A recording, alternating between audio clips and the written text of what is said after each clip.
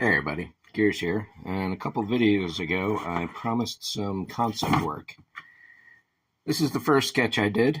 At the time I had found that Z Motors had a monopod spoiler, so I was like, great, called them up. They're like, okay, it's not in stock, but let us check into that. And turns out they didn't have any in stock for the last 5 years. They haven't had any in stock for the last 9 years, and they stopped associating with the company 5 years ago. So that was no good. However, this is the basic idea. Repaint the car to its factory yellow to keep its 35th anniversary value as much as possible. Vinyl wrap the bottom and the bumpers. I bought a Cricut cutter, so I'll be cutting all the decals out, vinyl, and just attach them. So the only thing I really have to do is the droid slot and the spoiler. What else have we got here? Hey, that's nice. And I don't have to put a droid slot up there. Of course, I could go with a little baby Grogu if I want. No problem. And who's that little buddy next to him, huh? Murph, Murph.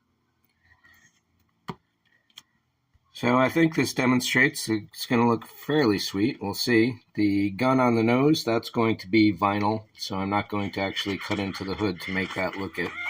So it's only going to work from certain perspectives. So as to the pod, driving mode, display mode, where I can add that with magnets, and then without the pod, it looks something like that, but until I really have it in person and I'm sculpting it, that shape is really bugging me. I don't know what to do with it. And finally, no, there's one more after this. We got the same picture from the last one, the other side, and the front and back.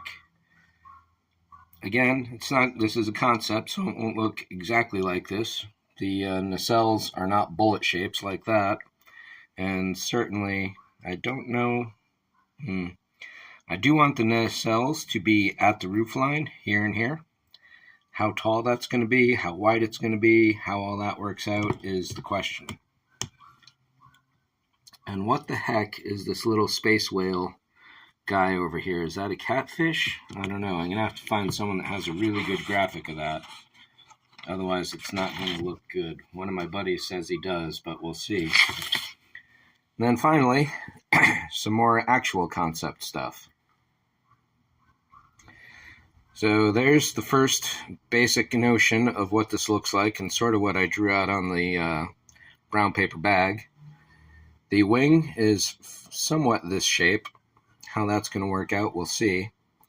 And then the actual droid slot itself and how that attaches.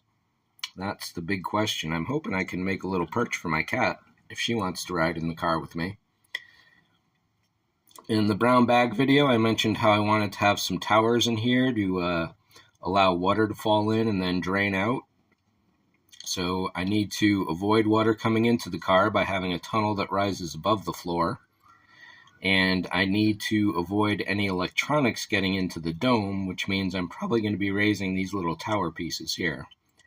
And the way to do that is just to pour some resin into a Dixie cup, and I'll have the towers that I need. How this is all going to work out, we'll see. This is at least a guideline to let me know where I'm going and how it could work. And once I have everything in process, that's going to be the proof in the pudding, as were. So here, floor 2 degrees off for drainage.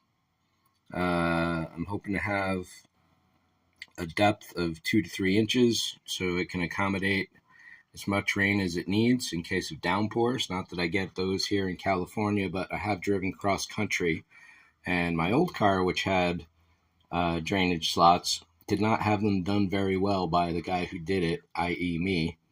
And in a downpour in Texas, driving to Florida, I got to Florida and the entire trunk was riddled. It's full of water. It was not good. So I think that's it for this one. This shows everything off fairly well. I think. It's good enough for me to at least be able to proceed from here and have a fair idea of what I'm doing. So, thanks for watching. See ya.